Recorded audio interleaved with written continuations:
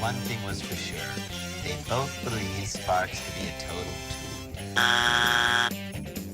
Be an exciting contest which shows that divorced couples can still have fun together, right? Mythological hero H-list. C. On the spot dice spin. We are experiencing technical difficulties. Please stand by.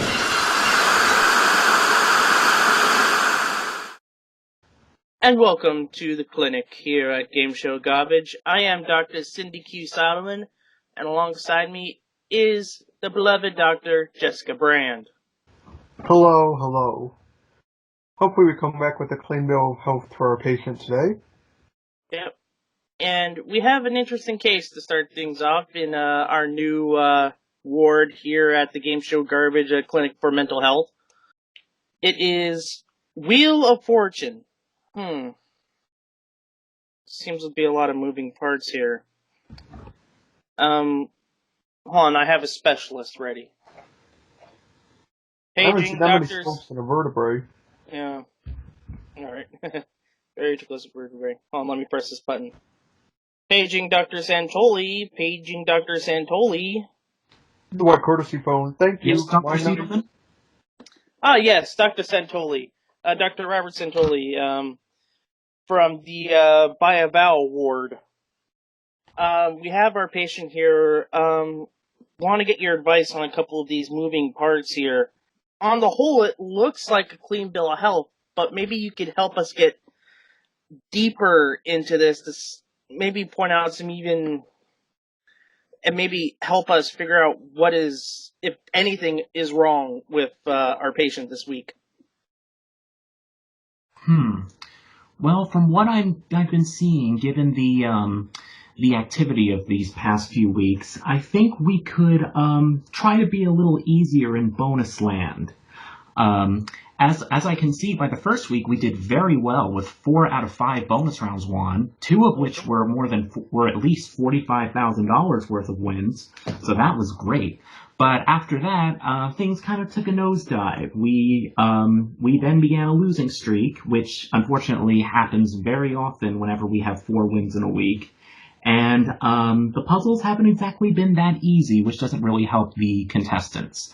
I'm noticing here that most puzzles seem to have letters like W and K and Q and V and letters that really aren't called very much.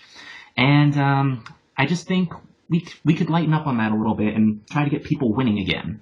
Next we're going to tell me they have sigmas and betas in them. But no, really. I think the problem is, too, when I look at it from really a general perspective, if anyone wants to apply, I would always say that the letters you should call are W, K, Y, I.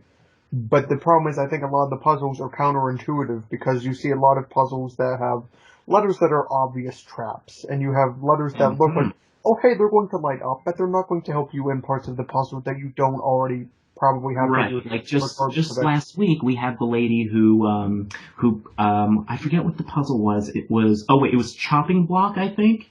And of course when you see that N as the second to last letter, it pretty much has to be an ING, so of course she picked G and then I, and she lit up only that, and the face she made was like pretty much your screwed face that people make as soon as they realize that they're not getting this. Yeah, she basically needed she needed a laxative, basically, for that face. Maybe she needed some vitamin C as well. Uh-huh. Yeah. Or a healthy dose of peas. Yeah. Yeah, don't study so hard for a urine test, guys. You don't really need to do that effort. We like to have a little fun here at the clinic. I've noticed something.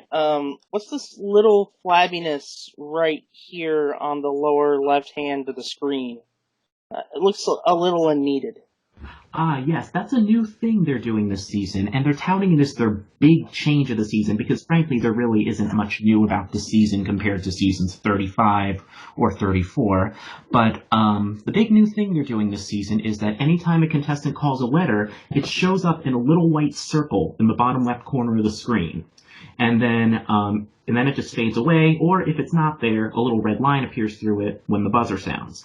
And admittedly, this is a good thing for to help visualize the letter calls in case you don't know in case you're not watching at home and you're in a place with poor audio where you can't tell if somebody's calling, say, a B or a V. But then again, this is kind of redundant because for several decades, the show has had this thing called closed captioning, so you can already do that, and you can turn it on and off at your pleasure. So I really don't think it's needed, but I can see why they're doing it, to be honest. I'm kind of a fan of it more than most would be, because I sometimes go to restaurants that will unpromptedly show Wheel of Fortune, and obviously it's not going to have sound on. And if it's on on a moderately sized screen, you're not going to see probably the closed captioning letter, but you're going to see this, and it kind of reminds me of the Three Strikes chips, basically, except with letters. That's what it reminds me of. But I'm fine with it, honestly. I guess Wiki wasn't their big to do when you compare it with something like Jeopardy doing an all-star fantasy football equivalent draft. That was pretty good. Yes. Trust me, I'm going to get into more on that later. But I agree with Jess. I don't hate that feature. I don't hate the feature at all. I mean, it's good. I just could do with or without it. And by the way, in case anyone is wondering, they are not editing this into the reruns on weekends like they did when they changed the music. So they're not just adding in those letter bubbles. So those, if you can't stand the letter bubbles for some reason, you can still watch Wheel on GSN or on Saturdays, and they're not there. One thing I don't think is a good thing, though, it brings, I mean, it's kind of silly, but if people are starting to pay a little bit more closer attention to it, and they might, it brings closer to the fact that subtly that, hey, there have been turns edited out, and that's why Joy didn't pick R, that's why Bob didn't pick T, and that's why Angela didn't pick N. And that's why the wheel jump cut it on the first spin. Exactly, right? It doesn't help explain that. We still have that issue. Well, and that's why they can't do the used letterboard on the screen, which is something a lot of people have been hoping for. They can't do that just because it will give away the editing, or they'll have to leave the letters on screen even though they edited them out, and that's not fair. Yeah, one thing I would do, and I'm serious, it would take way too much editing, is below the category strip, there's a little bit of room. Make like a used category strip of what's been aired, and I think that's viable. So that way you can see the used letterboard at home relative to what's been aired. It doesn't give away the editing either. It would, although that might just be a bit too much information on the screen. And we also, as much as I hate to get into this because this is kind of a sensitive subject with me, you know how I am about this, but we got to look into Wheel's stereotypical demographic here. And I think that's the main reason that this was being added in the first place, so that people who are hard of hearing or of older age can have a visual aid without having to turn on the closed captioning. Yeah, right. It makes it that much easier to see a letter. I like that explanation a lot. I think it clears up a lot of confusion. I thank you for that, Doctor. Oh, no problem. What else have we got? Another thing that has me worried is that we have a wheel where the minimum value is $500. Right, as has been the case since 2014. I'm just still befuddled. We're 4 years after that change, and vowels are still $250. And here's what shocks me even further, because I've been on a Dutch wheel watching spree, believe it or not. And I saw an episode from 2017. They had the Going wheel. I'm serious. It's so going like dollar amount. 500? Yeah, 50 to 500. Guess how much about a vowel cost? How much? 500. 500? 500. So the top dollar value is the vowel price? That might be a little bit too much in the opposite direction. I never thought I'd say that. Yes. Right. Well, also, it's in that case, I mean, if you watch a lot of international wheel versions, you'll notice that it's just a much slower pace than the American version, because they always like banter with the host and things like that, and they don't edit down the wheel slowing down and stuff like that, because they're okay with the game taking longer. I feel like the reason they have not changed the vowel price after all these years, and why they're pushing it so much, and why people on Twitter are always going, why do people buy so many vowels when they know the answer, is because they just want the game to move faster and faster. All I'm saying is they could just bump it up to 500, and it would still be okay. Oh yeah. That's true. It just stands to reason. It's true. I do agree with you on that. I just feel like they're too afraid to touch it because it's just the concept of buying a vowel and the catchphrase "I'd like to buy a vowel" has just become so iconic that they're just too afraid to touch it. I mean, they did have that whole thing where when they did Wheel 6000 Week a few years ago, they did those retrospectives at the end of every show, and they would always say at the end of it, and of course, a vowel at the time was $250, just like today. Yeah, they always like to say that it never changes, even though that's, not inherently true. But yeah. But I mean, that's the thing, though. I think it's such a common vernacular, and the fact that Wheel can have some funny sayings about it. They're like, all these things have changed, but the vowel price hasn't. They use it as a marketing technique. Would I like for it to change? Yes, of course. Yes. But I don't think it's worth the equity to them to actually do so. Unfortunately, yes. I would love to see more strategy. Yes, I mean, it would be nice to do 500 or even 750, and even though that's not exactly even though it's kind of an ugly amount, but I think 1,000 is a bit too extreme. But 500 or 750 could definitely do it, because we see, like, when we watch episodes from the 80s and 90s, people will get 200 on their first spin, and then Pat will say, well, you need to spin again, you don't have enough to buy a vowel, but now the only time you can actually not have enough money to buy a vowel is to buy 2 vowels after 1 consonant. Yeah, right. And it's a scarcity concept, too, from an economic standpoint. This is where I get into my big business background. So if you have a scarcity of letters that are most common to appear relative to the cost of them, that invokes more spinning of the wheel. That invokes more of what your show title is, ideally, utopianly. Yes. But because as it is right now, there's a very marginal utility that exists to get the vowels right now. And as it stands, I've always said, as soon as you get enough to buy X number of vowels, ideally over $12.50, buy them all basically immediately. And I feel like Robert and I, and probably you, Cindy, as well, could solve basically any of the main game puzzles if you spotted all the vowels in advance, honestly. Mm-hmm. And also, Dr. Siedelman, you brought up the values on the wheel.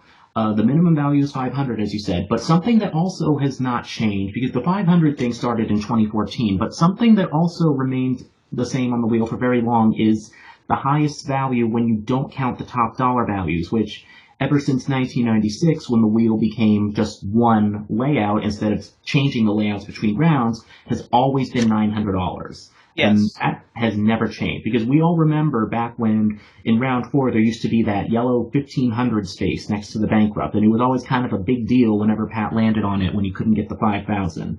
Granted, that was before they began adding 1,000 to the final spin, but even then, just think if you had 1,000 besides the mystery or express wedges, 1,500, maybe even a comeback of 2,000. Just if you had those on the wheel, just think of how much more exciting it would be if the final spin were worth $2,000, $2,500, $3,000 per consonant. Like, that would definitely make things more exciting, and that's something many, many fans have been hoping for, but for some reason the show just is not budging on it at all. Do you think it could also be the shows could be showing signs of fatigue? That's all I want to know. Like, did you mean overall fatigue or in a specific area? Because I think there's a lot of ways to answer that depending on the aspects you look at. Ratings would say no. The premise and execution would say yes. I was thinking more premise and execution. I have to disagree with you on the ratings. Right. But that'll be a separate discussion. So that's a separate point. What you were saying. Yeah. I try to avoid ratings discussions if it's not indicative of cancellation, which we will get to when we discuss Millionaire, because I think I'm getting reports of that heading into the ICU. I am referring to the premise and not the actual execution of the show right now, because I made jokes over the past few years that if you took the last 5 years in a bubble, you wouldn't be able to tell the difference between certain seasons, except for the minimum bonus value amount. Yes, and you're not wrong about that. I mean, the average person thinks any Wheel of Fortune episode is new. Like, if you watch Wheel on Saturday and he wins the bonus round, chances are you'll see the $35,000 envelope, but nobody's going to notice that it's an older episode. Or also with GSN, Those episodes are from 2013, 2014. It's a mix of seasons 30 and 31. And I mean, if you're really sharp-eyed, then you'll notice there's 300 and 400 on the wheel. But most people probably won't even know that it's an older episode because it really blends in well with the current episodes. And I see bots putting recordings of the GSN airings on YouTube, and they're titling them Season 36, Episode 20 or whatever. So that doesn't really help matters either. But you're right. Do you see any other parts of our patient that could be alleviated, Doctor? Oh, yes. Let's see, where should I start here? Well, one spot where I am seeing some slight improvement, although not enough, is in the material and in the writing. I did not want to get into this earlier, but we all know Wheel has like this, it's the butt of old people jokes, let's just be honest. You go on Twitter, you search Wheel of Fortune, you're gonna see a lot of old elderly people jokes about it, and it's annoying, but I think the way Wheel could kind of drop that reputation is if they did some more hip puzzles. I mean, not going overboard, not like trying to put the word Kardashian in every puzzle, but definitely start doing things that will get people like taking pictures of their TV and posting it on Twitter and it getting retweeted like, hey, Cardi B, some lyrics from your song were just on a Wheel of Fortune puzzle, like that kind of thing. Because they are getting a bit better in this. We had several recent movie titles used on the show in what little of season 36 we've seen already. Like we had Ready Player One get a name drop, which was great. We had Ant-Man and the Wasp. Mission Impossible Fallout, so that's really good. That's a tip for if you ever get on the show. If movie title appears, chances are it's a movie that's in theaters at the time the episode tapes. And that was true for all three of them, I believe. But one place where they could improve are proper name. It's a category we don't see that often anymore. Same for TV title. I believe we only saw that twice in season 35, and that's not counting the times that it had 80s in front of it. And also song lyrics. That's always been kind of a thing with Wheel of Fortune, is that the song lyric puzzles are always oldies, like almost always oldies. Like if you go to Buy A Vowel Boards, we've been compiling a list of like any post-80s songs that we found referenced on the show, and it's only like a few dozen out of the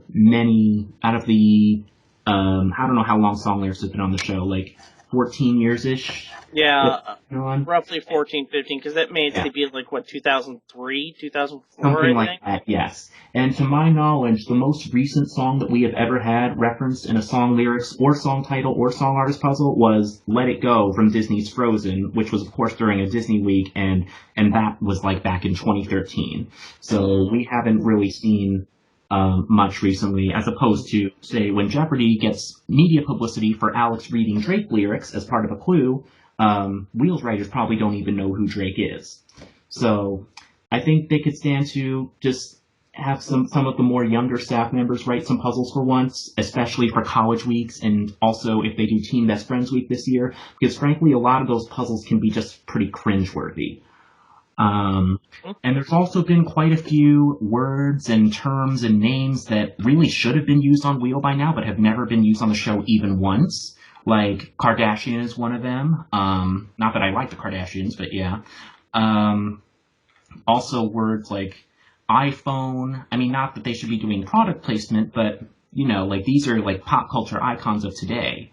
So you don't really... Well, even then you could say smartphone, which I don't think has been used. No, I'm pretty sure they haven't. They've used just phone in, like, that context, but they've never done smartphone or iPhone or anything like that.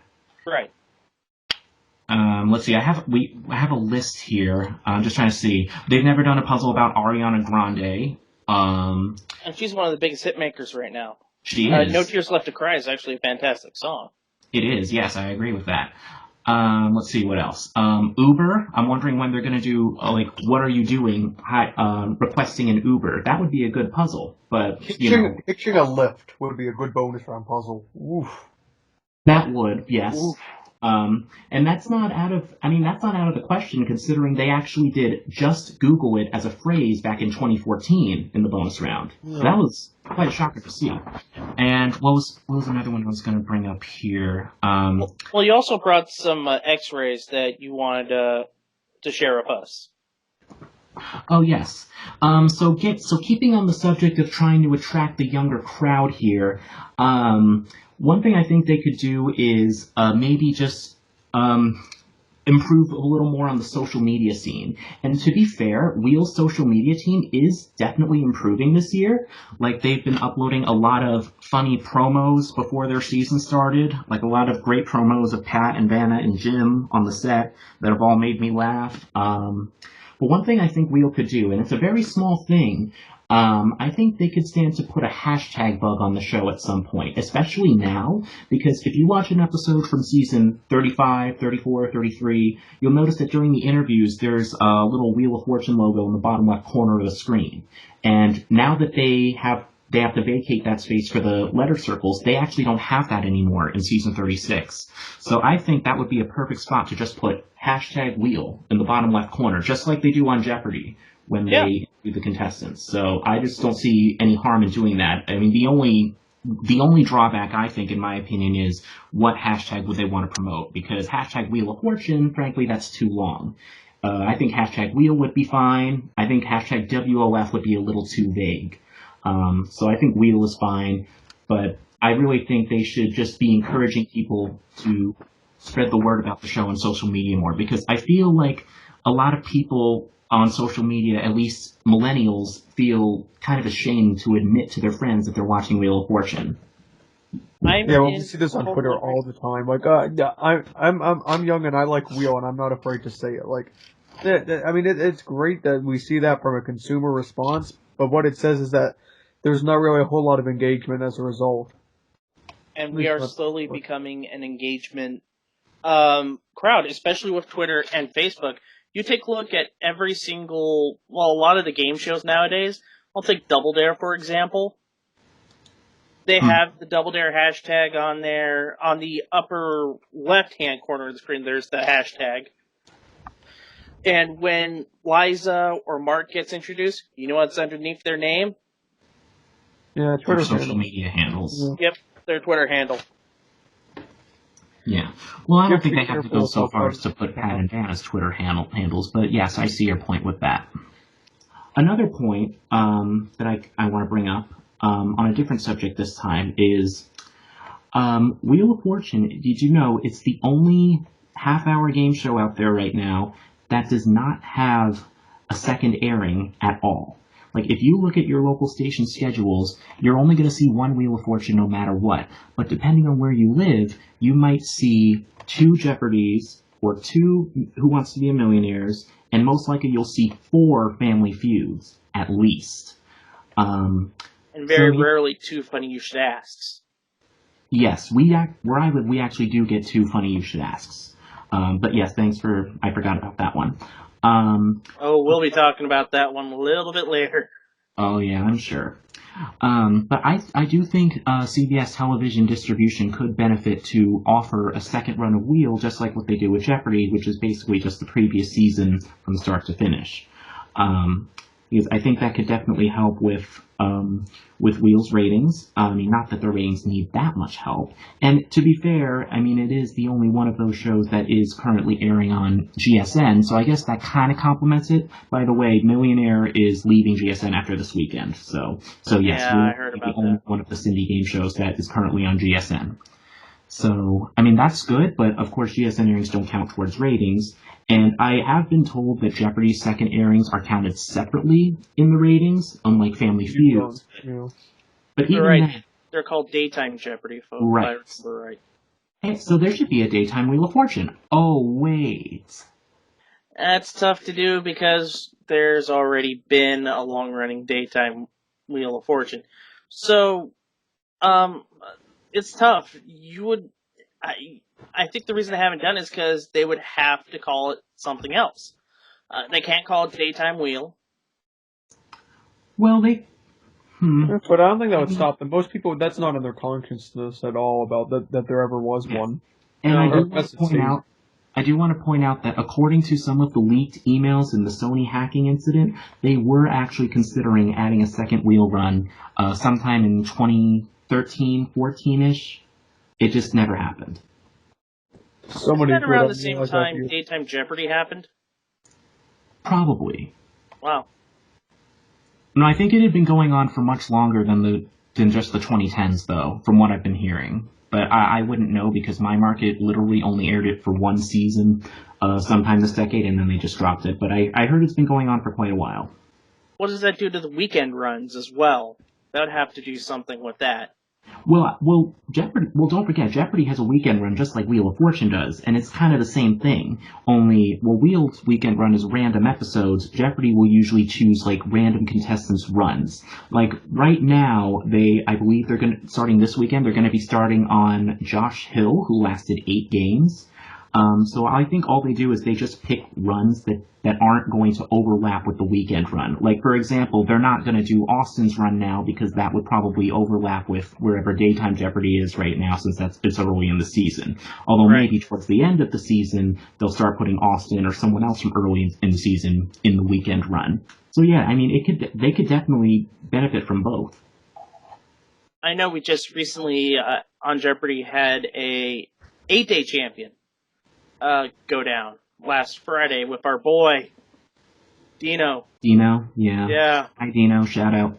So before we send this patient home, Dr. Santoli, do you have any words for Wheel and what it can do to better its health? I do.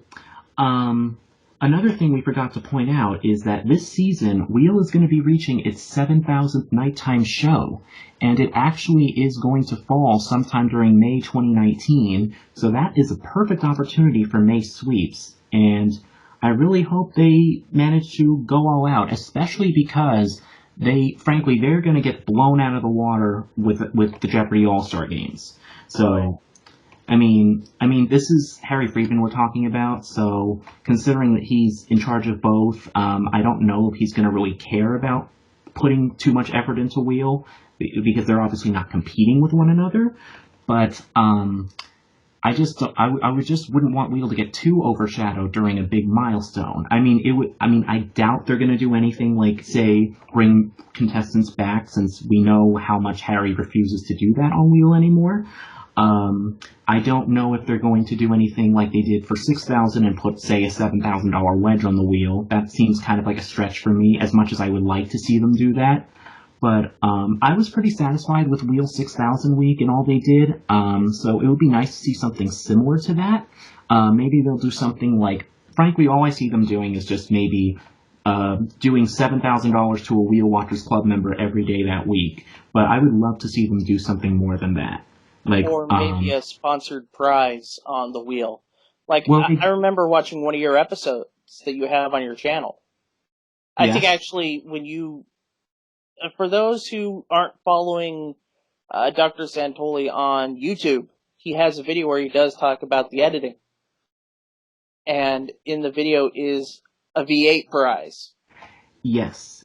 And I have a feeling that they'll be doing that for the 7,000 week.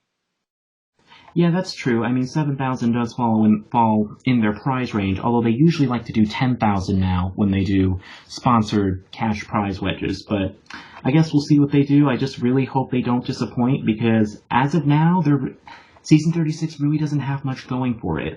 It also doesn't help that they're not traveling again this year, even though they went to Disney World last year. I mean, granted, the Disney World episodes weren't that great, but at least they did something.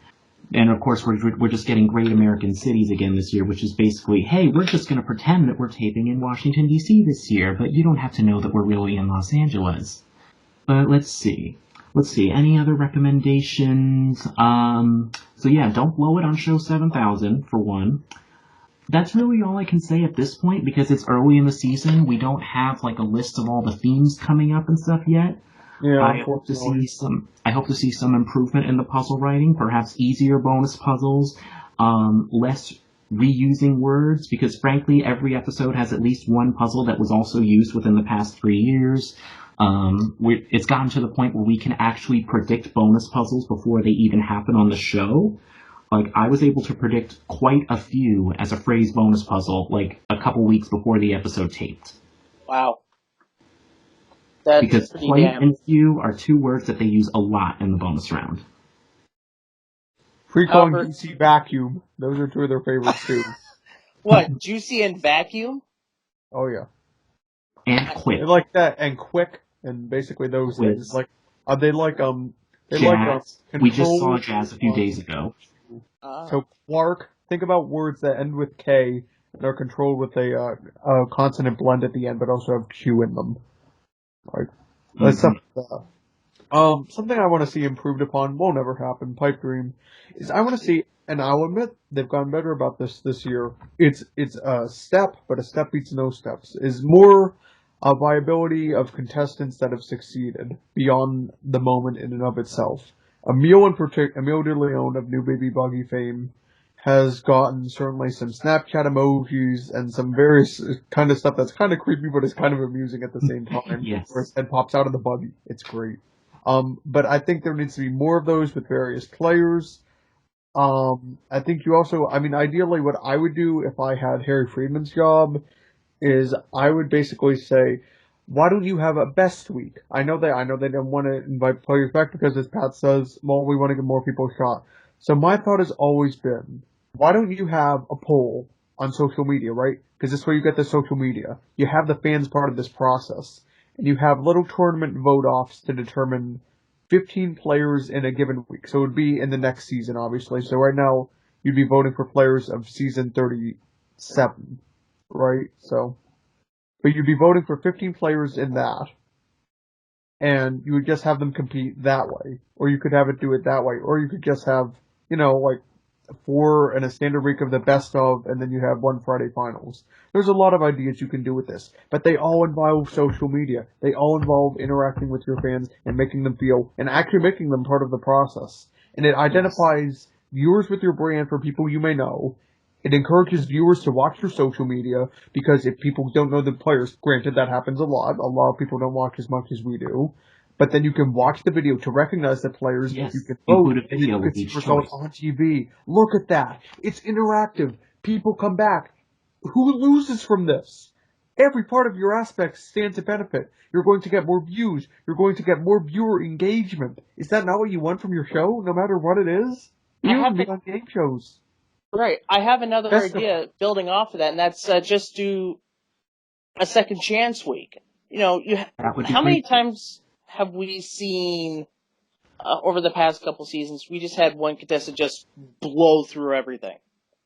Or shout out Mike Carney, by the way. Someone Mhm. who, President Bacon, who I feel bad for, who's someone who I think we're kind of talking about on the unfortunate end of things there. That would be perfect for a second chance week.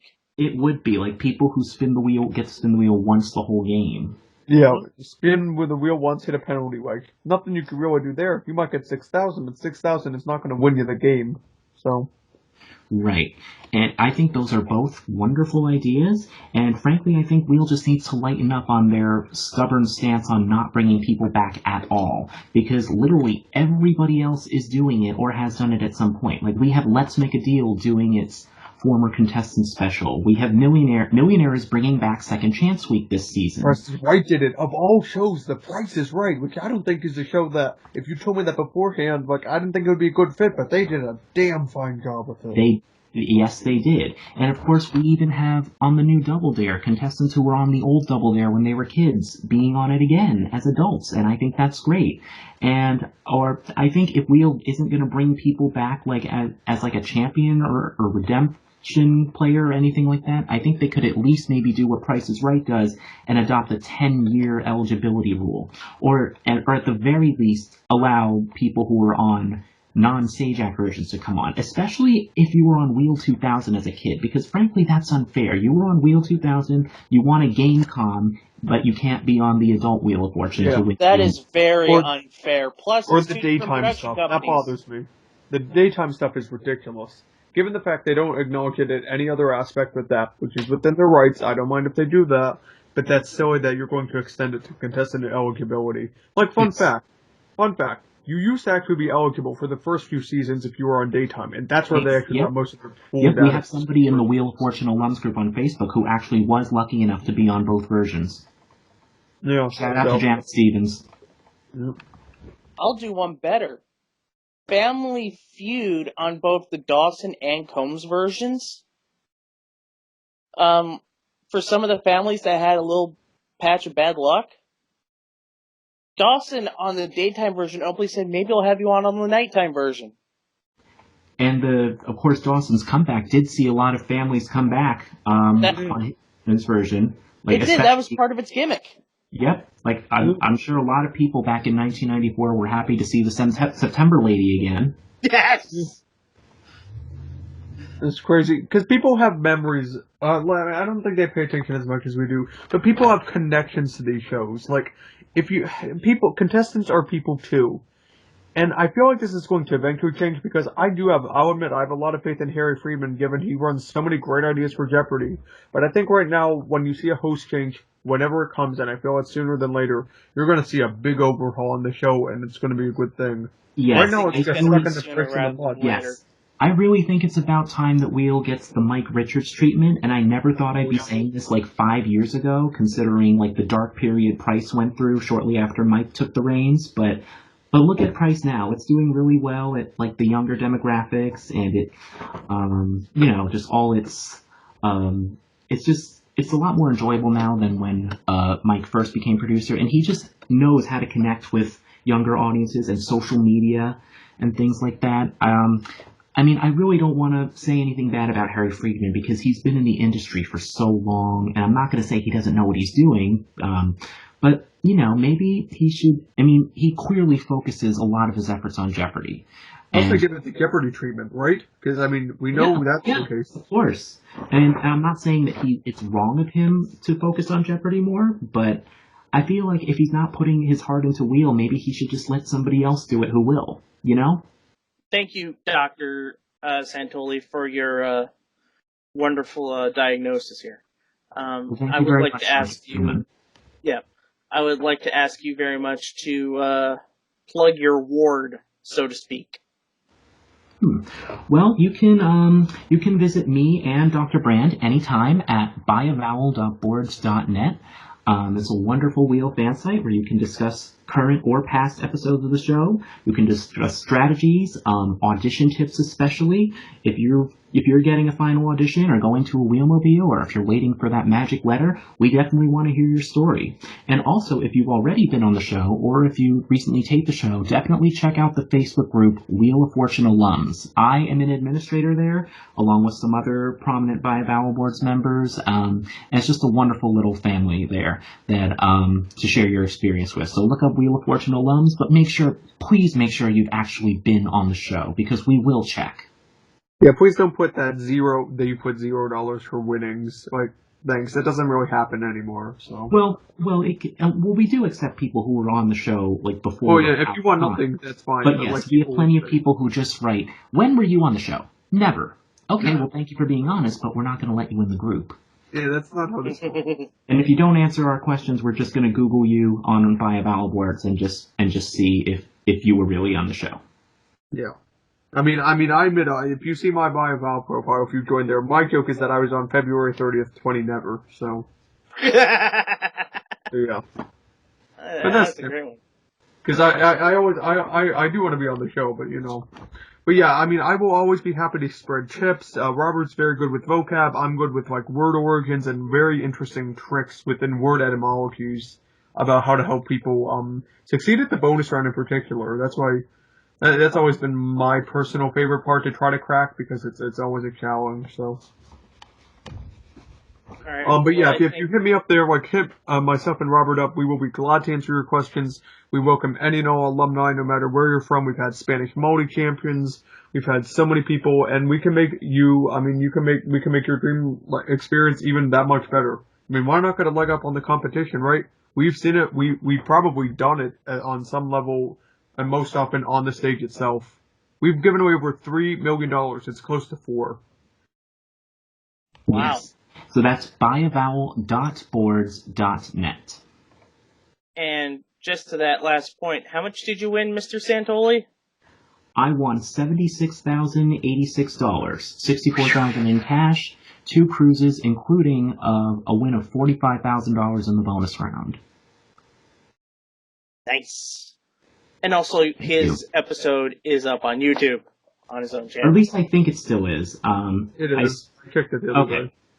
But even then, Wheel has a montage on their own channel as well. It's just a quick 2-minute montage. But yes, if you just search Wheel of Fortune Robert, you'll see me. Also check out my YouTube channel. I post a lot of videos related to Wheel, Millionaire, other game shows, and including the trial run of Meredith Vieira's new game show 25 Words or Less. I have the entire run on my YouTube channel. If you live in an area that never aired it, I highly recommend you watch that, by the way. It's a really good show, and I hope that gets picked up. I'm actually hearing, Scott, that it's going to be at the NATP, the NATP conference, which is the big syndicators conference. Okay, well that's a good sign. Yeah, there should be a market for it, honestly. I'd be surprised if there there is. wasn't. I mean, it's There has to writing. be. It's a great show. I mean, I'll say this: their writing and material is much better than Wheels. Yeah, and you know what I like about it too? It's not to the point where it's excessive, because anything would be in excess. But they do, I think, the right amount of just genuinely good vocabulary words and staying with the fact it's 2018. Yes, like there's a lot of trendy words in there, like Uber, Ariana Grande, but then you have some like nostalgic things in there, like Full House, thing. Just it's a very good mix. Mm-hmm. You got it, dude. I think I could get that for. Oh yeah, they struggled with Full House. Yeah, I could imagine. Bob Saget show. Yeah, they didn't come up with that. I forget what they said, but all they said was like twins, family, and they were guessing 8 is enough. And then she said house, and of course she got buzzed. Oh, that's like, oh wait a minute. I remember that. All right, well, that's going to do it for this time around. Thank you, Dr. Santoli. Dr. Brand, I will see you again. Yeah, definitely. Yeah, right now we're going to send this patient off with the annual checkup with certainly some pox-like remarks. We want to make sure there's not leprosy going on right there. We can see them definitely. We don't think it's going to heal up immediately, but we definitely see some long-term progression that's possible for the patient. We'll need to keep them here, but we'll keep an eye on it for sure. Thank you, doctors, and hopefully we'll see you next time here at the GSG ward. Bye-bye.